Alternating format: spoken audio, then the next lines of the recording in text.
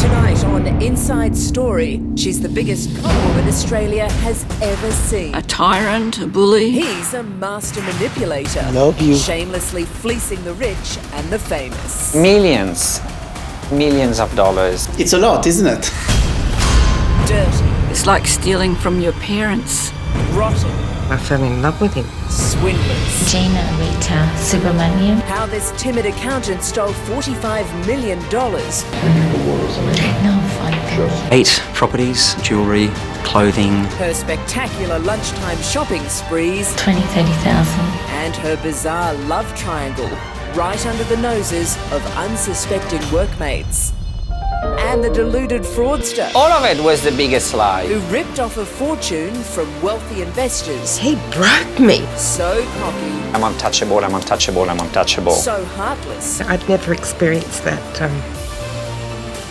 connection. how it all comes crashing down. He's hiding in a cupboard somewhere. Just before you say anything, he's under arrest for fraud-related matters. Hello, I'm Layla McKinnon. Welcome to Inside Story. We've all done it, been a bit careless with the truth. And some go a step further, fiddle their work expenses or try to fool the taxman. But imagine having the nerve to live a total lie, to con people day after day after day. We're talking about brazen frauds that raked in millions and millions of dollars. And for a long time, the con artists you're about to meet actually got away with it, living like the rich and famous they so desperately wanted to be.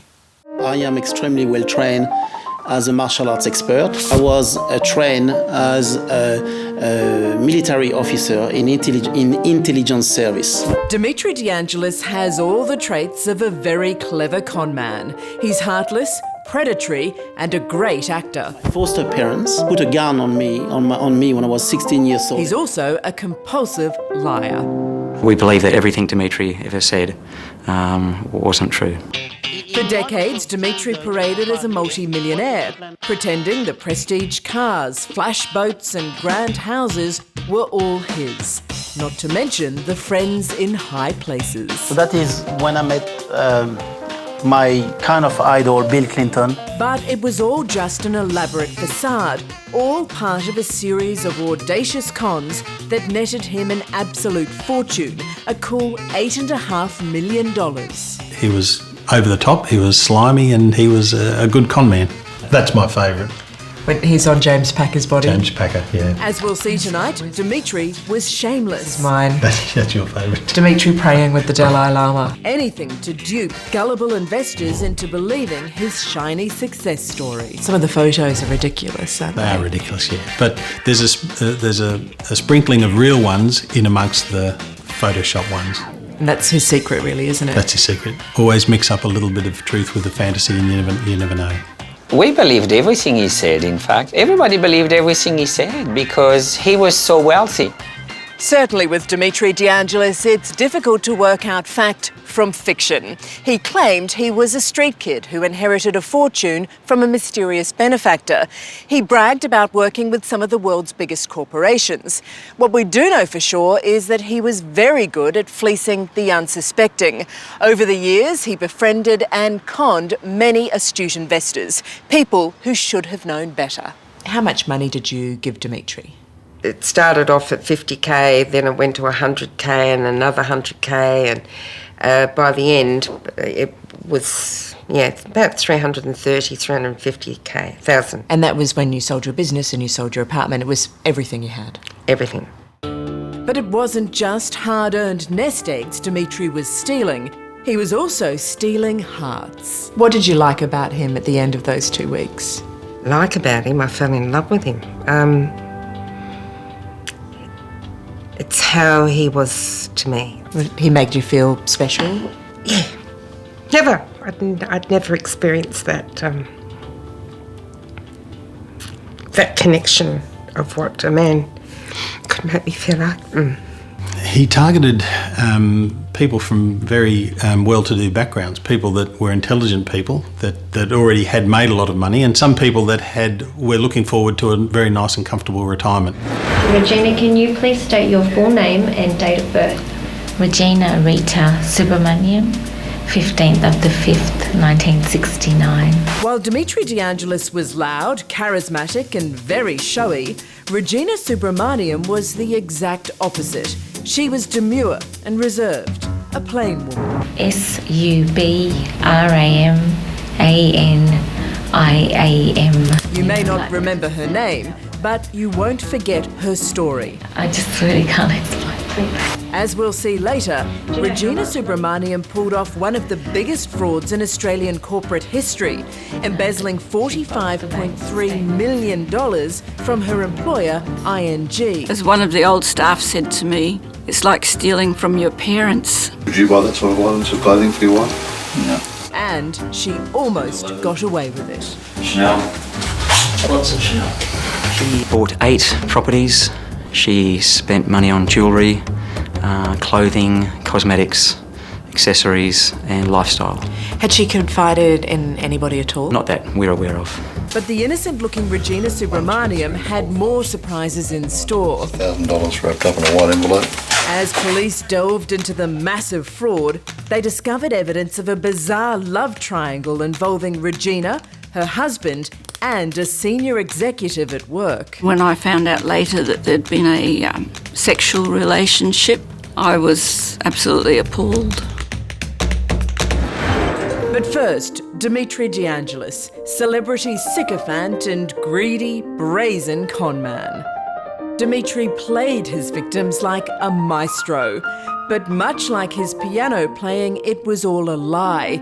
He wasn't the successful multimillionaire businessman he pretended to be. And he certainly couldn't play the piano. True to form, this is a pianola. My name is originally Yugoslav Russian. I first met Dimitri De Angelis in 2010. 5 years they had no problem, and suddenly they complain now. He'd just been charged with fraud, but he eagerly welcomed me into his home.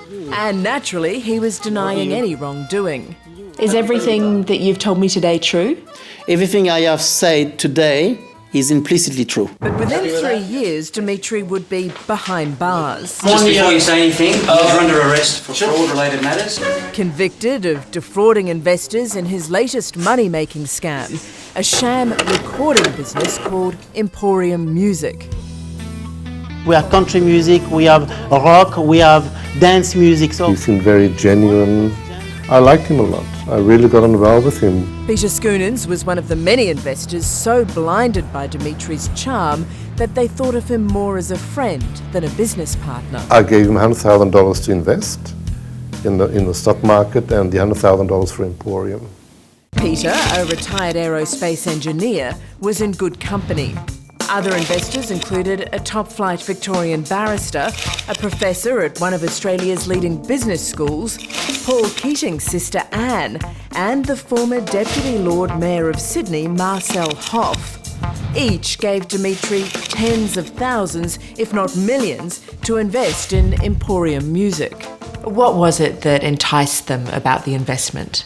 It looked good to a lot of people who are very intelligent people and leaders in their field. Fraud investigator Michael Gironda says what was so humiliating for many of these investors was that Dimitri conned them with their own hard-earned cash. So pretty much he was taking people's money and then entertaining them lavishly with their own money. That's right. And they were giving him more money. Giving him more money because he was so successful because he was spending so much money. You do not have to say or do anything unless you wish. Anything you say may be used in court as evidence. Do you understand that? Yes, I do understand. Even when the law finally caught up with him, Dimitri's hapless investors couldn't get any of their money back. The cupboard was bare. He'd blown the lot. Or at least, so it seemed. And how much did they lose? Millions, apparently millions of dollars. So some people 100,000, they were handing out checks, some 50,000, some $1 million, and then they were talking to their friends, and the domino effect from it all is mind-boggling.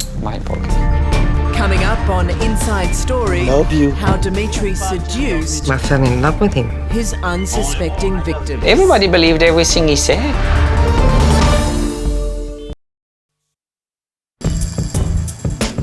Dimitri De Angelis appeared to have it all. Plenty of money and all the right connections. But his story was all the more seductive to prospective investors because of his supposedly humble beginnings in France.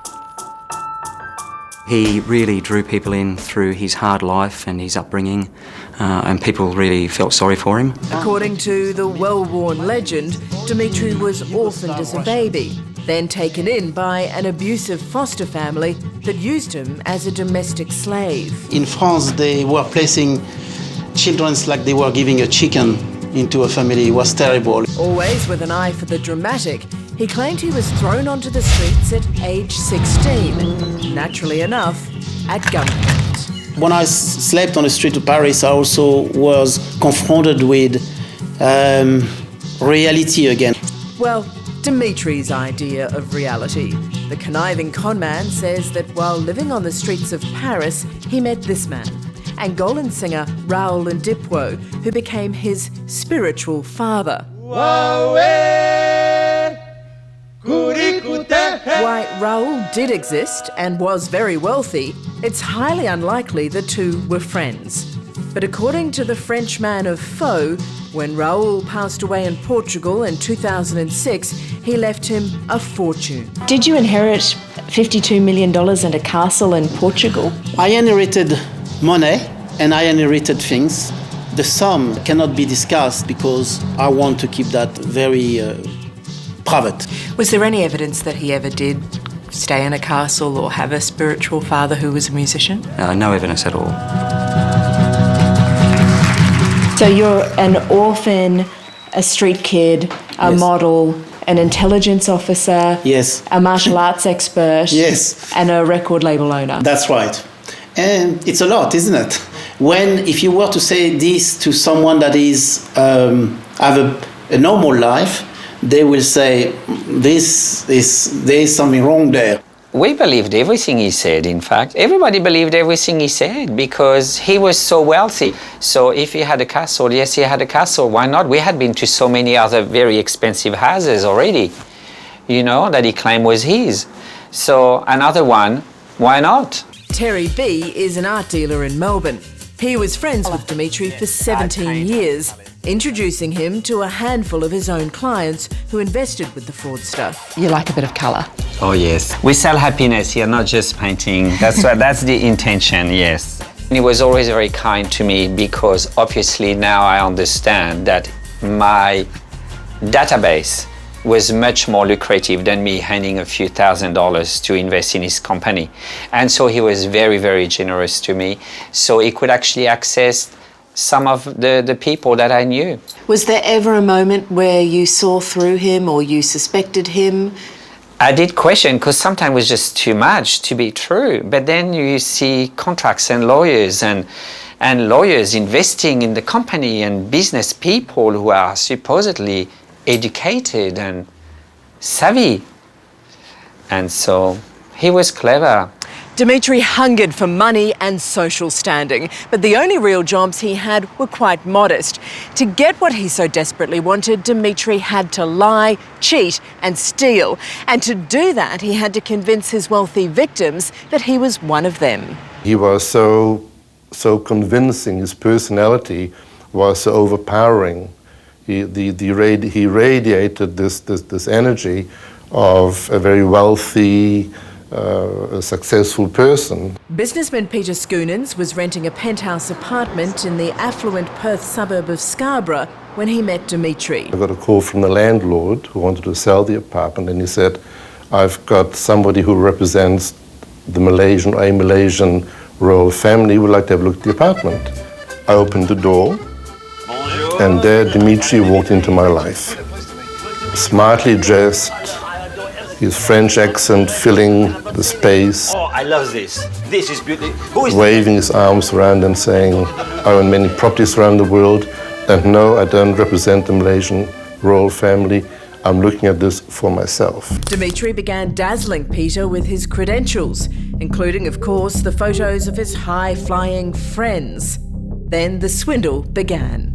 Initially, he said, look, I've got all these analysts, 6 of them working for me around the clock, and why don't you take the money you wish to invest, give it to me, and I'll give you a 20% return on the sort of money. And I thought, well, 20% on the stock market, if you know the game, you can do it, and it saves me doing my own homework. He didn't say what he was investing. He said, I'm doing this, let me surprise you. Let me surprise you after 2 or 3 years. He did surprise me, absolutely. That was all gone. Perth proved a lucrative hunting ground for Dimitri. On one visit, he met Peter Schoonen's neighbour, Lorraine Velichkovich.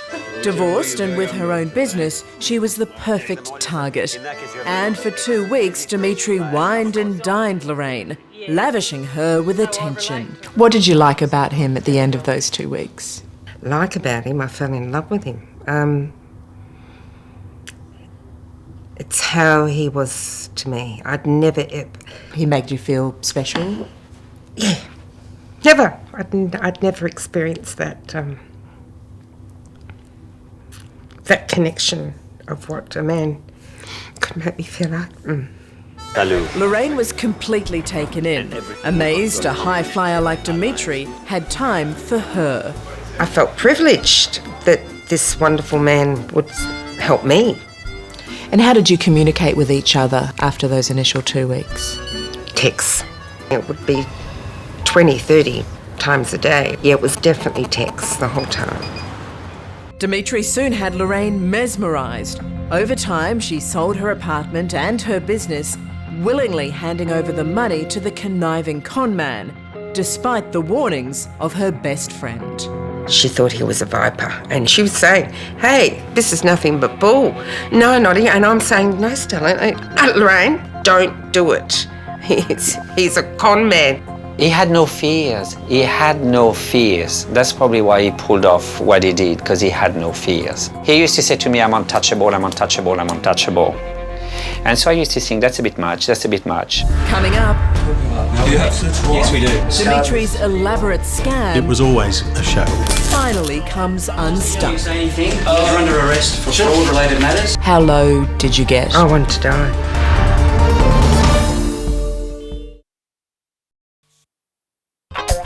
The smooth-talking Dimitri DeAngelis was well on his way to the wealth and notoriety he so craved.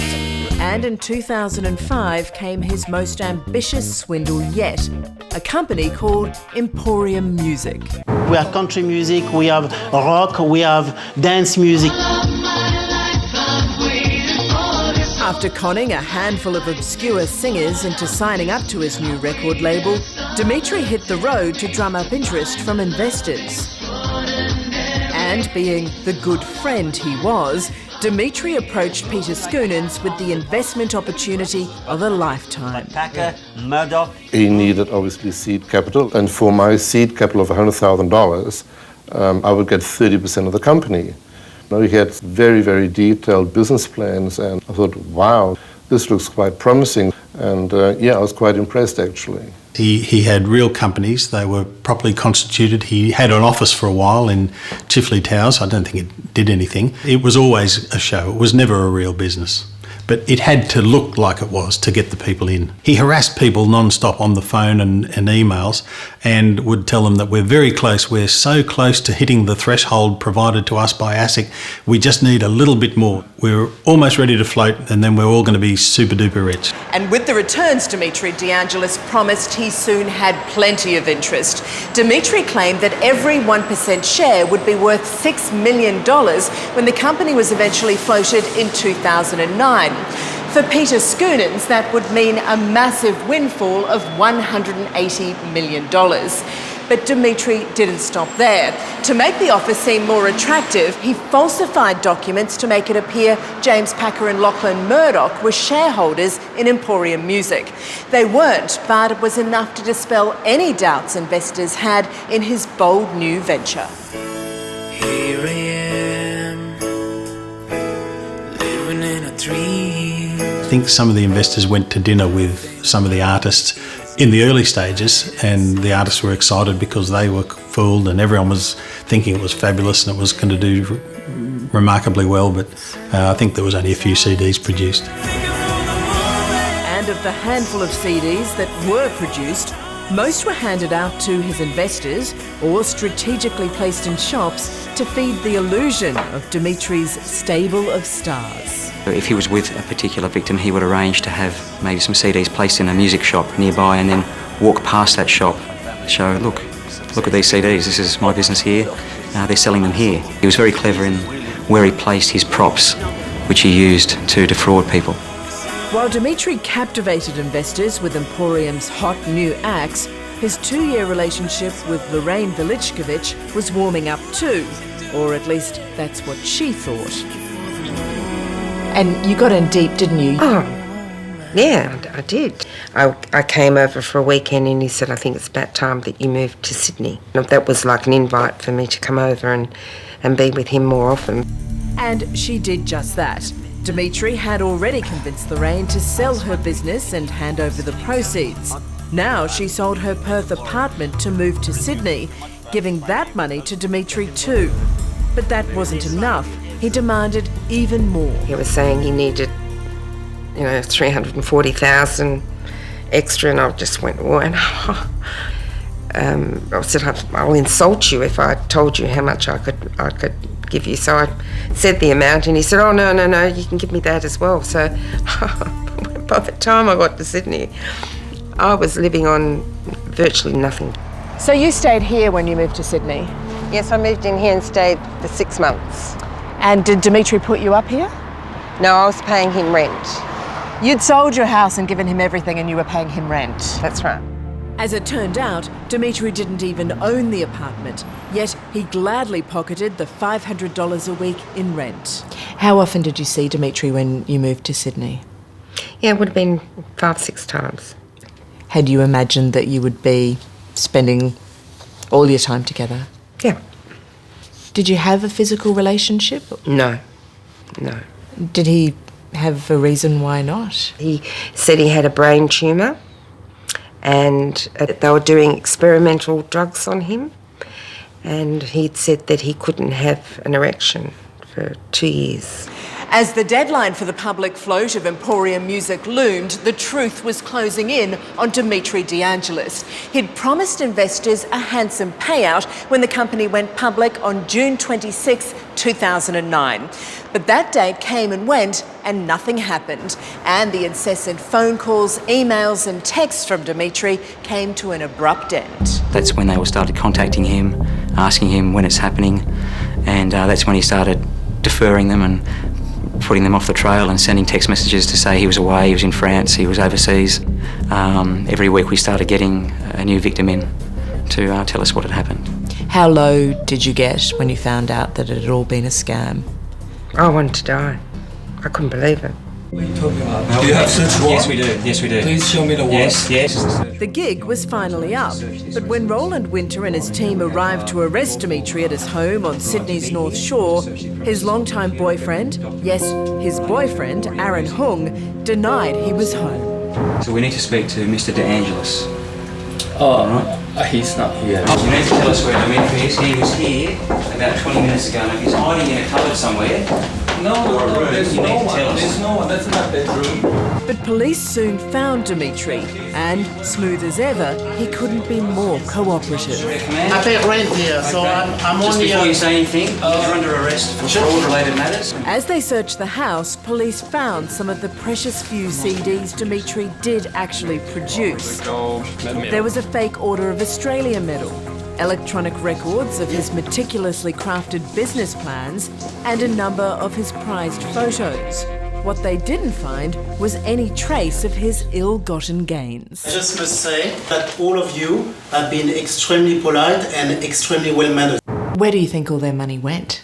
On his props, his cars, his dinners, his holidays. He wouldn't go anywhere economy. Everything was first class and Rolls Royce. I looked at the spending from his accounts. There was a lot of cash, so who knows where that went. You think maybe there's a stash? We can't tell.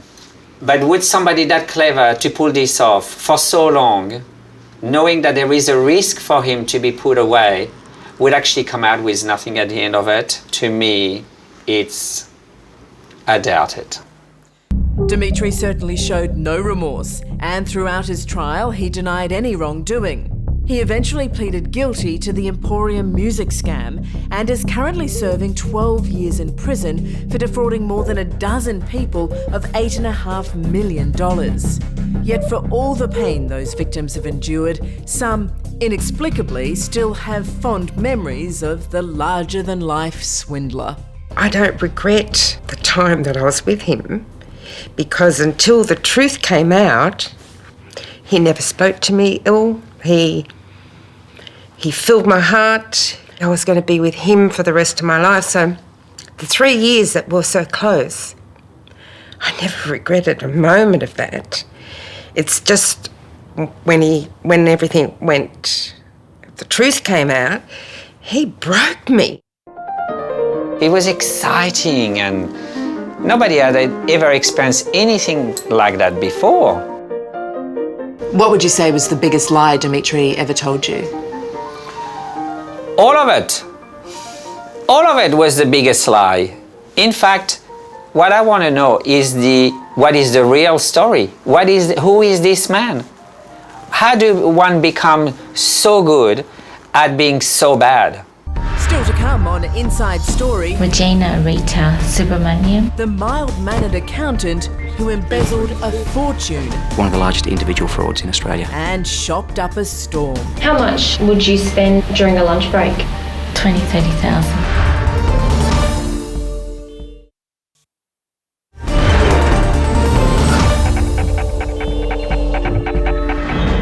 By day, she was a quiet accountant, a trusted executive in a blue-chip corporation.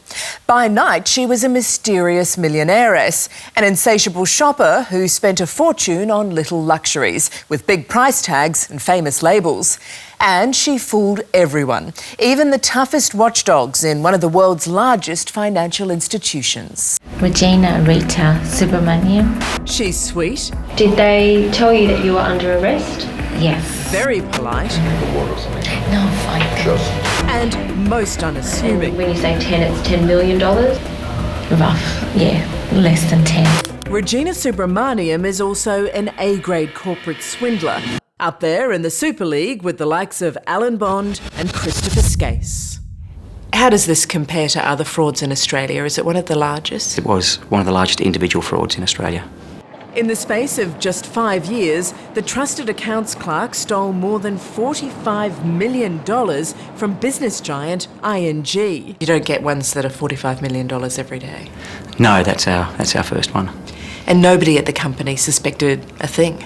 No, it was some years before anyone cottoned on to the fact that she had been defrauding them for a substantial amount of time. Regina spent millions of dollars on prestige real estate and a dazzling array of jewellery and luxury items.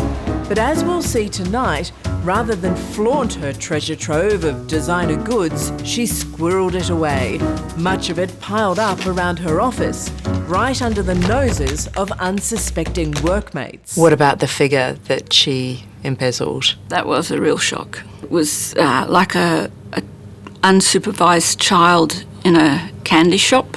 When police searched Regina's office, they found her cache of treasure. Inside 21 boxes like these were the spoils of her shopping sprees. In them were 40 items of clothing from Chanel, Hugo Boss and Armani. There were 200 boxes of Chanel perfumes and cosmetics, 60 Mont Blanc pens, a magnum of vintage Dom Perignon, Swarovski crystals, Michael Jackson memorabilia, an incredible 630 pieces of jewellery, including 2 special pieces from Bulgari, a $500,000 diamond necklace and a 6-carat diamond ring worth $800,000. So I would just purchase those and bring back, and it would just stay in the office. When Regina was questioned about her massive fraud, she claimed it was revenge for mistreatment at work. It was just a way of releasing and comforting the hurt and the pain that was inside. Why did she do it? It made her feel important and as special to go out and buy items of great expense, and people knew her wherever she went. And you didn't believe her motivation was anger or revenge? Well, it's quite extreme to go to those lengths to steal $45 million over being angry at colleagues at work.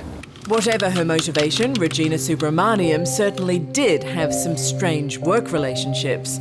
In court, evidence would emerge of torrid three-way sexual encounters between Regina, a senior male executive, and her husband, who also worked at ING. In fact, a co-worker told you they were intimate in the office after hours, is that right? The co-worker was working late and the supervisor had come in. They didn't realise that the co-worker was still there. When he got up from behind his workstation, he saw them being intimate in the supervisor's office. And what did you think? I thought, nah, can't be true. No. Like many workmates, Carol Hurd, an executive assistant at ING, was gobsmacked when news of Regina's crime and her sexual exploits emerged. I was shocked, yes. What was she like? I found her to be very quiet, demure.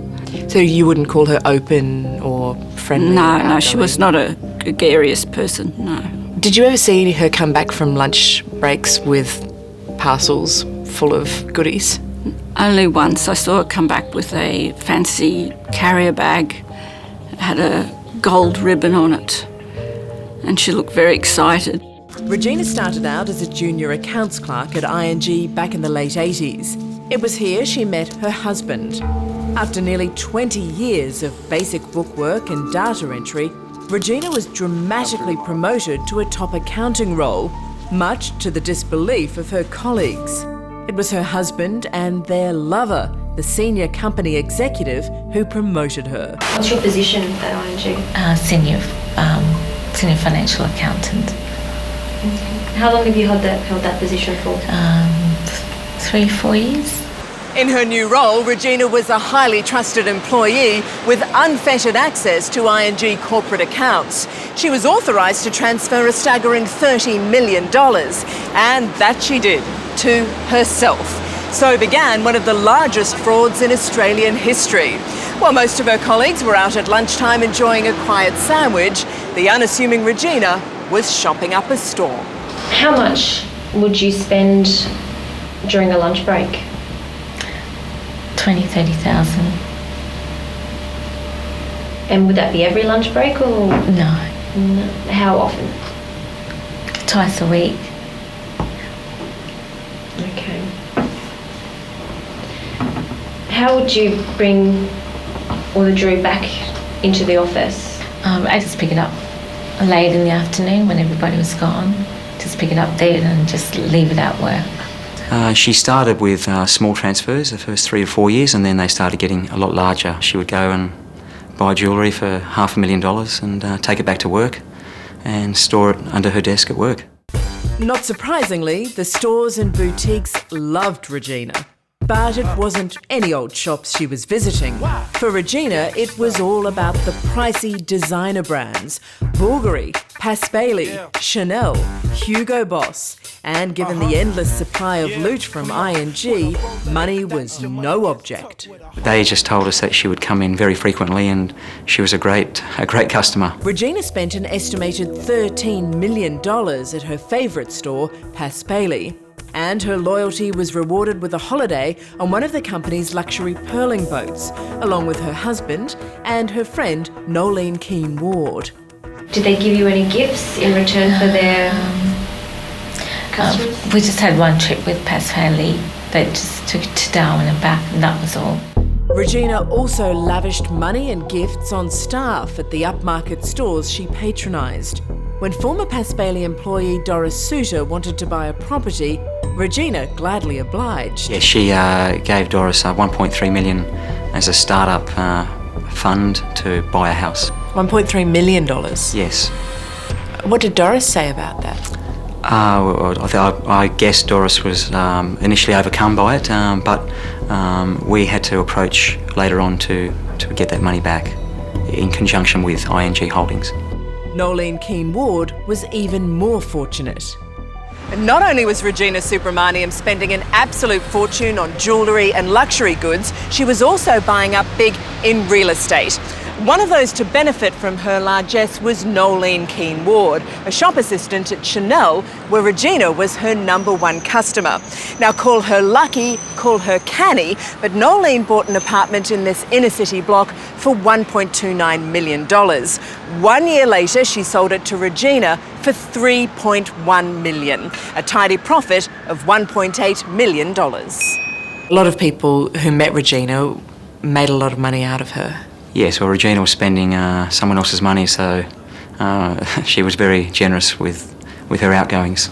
But given the sheer enormity of her crime, it was only a matter of time before Regina was caught. And while leaving the country for an overseas holiday with her husband, she was arrested at Sydney International Airport. Whose cash was in the account? ING's. Okay. Do you know how much money? Well, 12 million or less than 50. It's definitely not 30, so I don't know where 30 came from. How would you describe Regina's actions? A betrayal. Betrayal of the trust. Did you ever expect, though, that the embezzlement would amount to the amount of money that it did? No, I didn't expect any embezzlement. Next, Regina comes clean. Did anyone give you permission? No.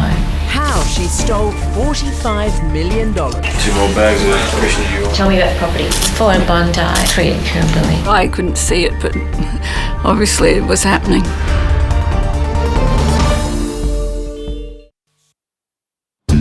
On October 4, 2009, Regina Subramaniam was arrested at Sydney Airport with her family while setting off on an overseas holiday.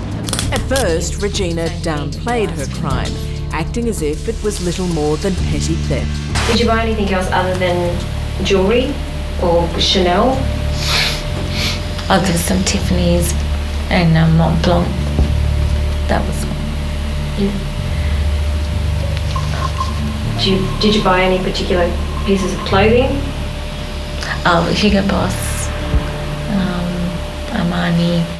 But police weren't fooled, and while she was being questioned, they visited her home in the neat middle-class suburb of Castle Hill. 2 more bags of permission to you. Regina's husband showed them through the house as they searched for evidence. Can you remember you seen this before? No. You haven't seen this before? No. What did police find at her home? It was a cascade of jewellery, clothing, a whole walk-in wardrobe full of items, money. Police were there for a long time, cataloguing everything. Handbags, perfumes, fine fragrances and high-end clothing, filled from top to bottom with a walk-in wardrobe everywhere. Despite being surrounded by box upon box of luxury goods, Regina's husband denied any knowledge of her audacious multi-million-dollar fraud. Would you buy that sort of items of clothing for your wife? No. Okay. Would she? I don't know. Surely her husband saw those goods. Well, one would suspect that he laid his eyes on those items. Whether he knew exactly where they came from, we don't know. She denied that he knew anything, didn't she? Yeah, she said it was all her doing. Was she and her husband living a lavish lifestyle? No, not one of opulence. It was just an ordinary suburban husband and wife. But their sex life was anything but ordinary. Police soon learned of Regina's raunchy encounters with her husband and their work colleague. They were having some kind of three-way relationship. That's correct. Now, legally we're not allowed to name that person, but would it be correct to say that he was in a supervisory role? Yes. And he was having a sexual relationship with Regina and her husband? According to what was said in the court, yes. But I myself couldn't see it, but obviously it was happening. But despite the sordid rumours and growing unrest with Regina's management style in her newly acquired senior role, most staff felt powerless to act. She was a tyrant, a bully, and used to verbally abuse the staff. Did you express any concerns about Regina to senior management? On several occasions. What were your main points to them? Well, it was mainly in regard to her treatment of the accounting staff initially, and the fact that the staff were complaining that she couldn't help them with the higher level accounting, And what did they do about it? Nothing. What were her qualifications, do you know? As far as I know, she had no formal qualifications. While most work colleagues had very little confidence in Regina's financial or management skills, she proved masterful at swindling money out of her employer. Although she later told police it wasn't about the money, she blamed deep-seated psychological problems caused by sexual abuse as a child. She said that she was abused as a child and that she had been abused by somebody at work. Was there any truth to that? There's not a great deal of evidence to support that assertion. Why was she so angry at the company? She felt some of the employees had wronged her, and she just spent their money as a way of getting back at them and the company. How Regina swindled ING was painfully simple. She transferred more than $17 million into her own bank accounts and a further $11 million directly from ING accounts into those of Paspaly, Bulgari and Chanel. There's a couple of $1 million still unaccounted for, and she spent more than $18 million on 8 apartments. We got properties. Okay, there's 4 in Bondi, there's 2 in Kirribilli and 3 at Kirribilli. And how did you purchase those? Through the funding from corporate services. Okay. Through ING? Yes. Okay. Did she think that she wouldn't get caught? The personality that does that type of spending and commits those sort of offences, they never believe they're going to get caught. They just keep going on until eventually they do. But, I mean, 5 years is a long time to be committing offences of this size. And the frightening thing is, Regina very nearly did get away with it. When she was arrested, ANZ Bank had almost completed a takeover of ING. Regina's department was about to shut down, and she was banking on any evidence of her crime vanishing in the process. All she had to do was remove her multi-million-dollar stash from the office. What were you going to do with all the jewellery? Take it to the Red Cross or, donate it or something. Or was she planning to bundle it into a recently rented safe at Westpac Bank? Tell me what they are. They're for the safe at Westpac. They're safety deposit box? Yes. Okay. Is it 2 separate safety deposit boxes or is it 2? 2 doors which... Oh, okay, double door, yes. turn it and lock it? Yes. Okay, that's fine. Yep. And you said you've had this for a couple of weeks? Yes, yeah. Nothing, never used it? No. What eventually brought Regina unstuck was the suspicions of an executive at Paspaly who became alarmed at the source of all the money she was spending. By then, Regina had splurged $13 million at the exclusive jewellery store. Much of it was paid directly from ING's accounts. The regional CEO phoned me at home on the Friday evening and said that they'd been alerted to someone within the company embezzling money, and it was a female member of staff. I said immediately it had to be Regina. Do you feel sympathy towards her at all? None at all, no. Why not? Because what she did was incredible. I can't understand why someone who had a good job and worked in a company that had taken care of them all those years would want to embezzle all that money. Coming up, how many counts do you have? The search for the missing millions. Still 2 to 3 million that I know wasn't accounted for. As the victims count the cost. All of you have been extremely polite. Homeless. Penniless. I think it's very sad that you just end up in such a mess.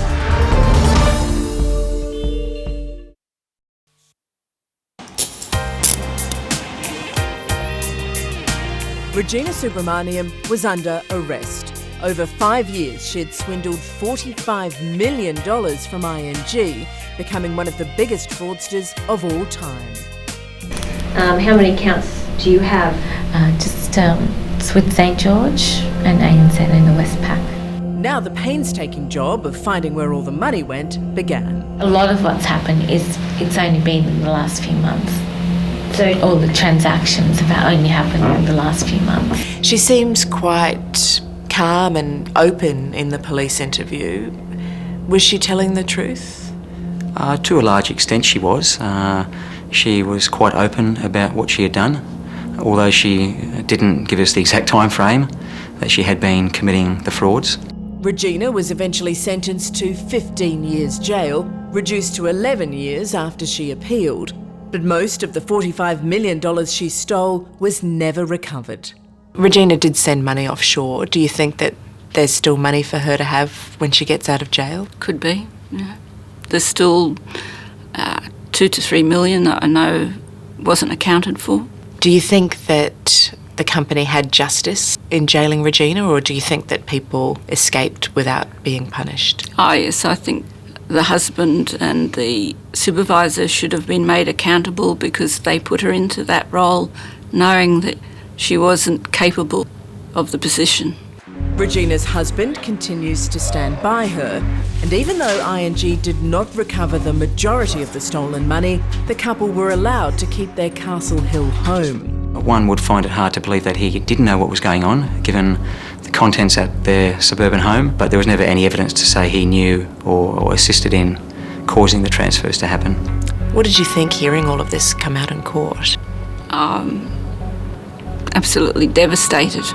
Devastated that these people had manipulated the company for their own gratification. And all of this strange three-way relationship, it's all a bit sordid. Yes, and if you knew the people, you would find it hard to believe. Regina's now in jail and she drives a forklift there as her job. What do you think of that? Well, it's a far cry from the Mercedes she used to drive. Like Regina Subramaniam, flamboyant conman Dimitri DeAngelis has also had to adapt to a far more modest lifestyle behind bars. I think it's very sad when you had dinners and beautiful moments with people that you just end up in court and in such a mess. Jailed for 12 years, Dimitri certainly won't be driving a Rolls-Royce or hobnobbing with the high flyers anytime soon. Sadly, those he swindled have also had to adjust to dramatic change. Financially, how did Dimitri leave you? Homeless, penniless. You had nowhere to live? No, for 12 months. So my son and I had to be sleeping on day beds and things until we both got a job and had enough money to find a place of our own.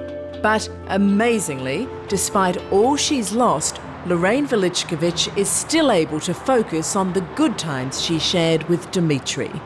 Because I never dreamt that big. He allowed me to open up my whole world, what was possible, what I could do with him. And then when it didn't happen, that it was a bit higher to fall than my little average life. Are you angry at Dimitri? No, I feel sorry for Dimitri. Really? After what he did to you? I can honestly say I'm not angry at him because he's sick and... Or maybe he's just greedy. And he's greedy, but I believe someone at that calibre, what he's done to just not me, to so many good people, that he's sick. He needs help. If you get involved in something you don't know anything about, you're going to get in trouble. So if these people were experienced entertainment industry people, they wouldn't have gone anywhere near him. It's because they're getting involved in things that they have no idea about. And then if you don't understand something and it's quite bamboozling to you, that's because it's done on purpose. You're not supposed to understand it. People do say hope is the last thing that dies, but I think it's a great study in what makes people tick. There's only one Dimitri in this world, I tell you.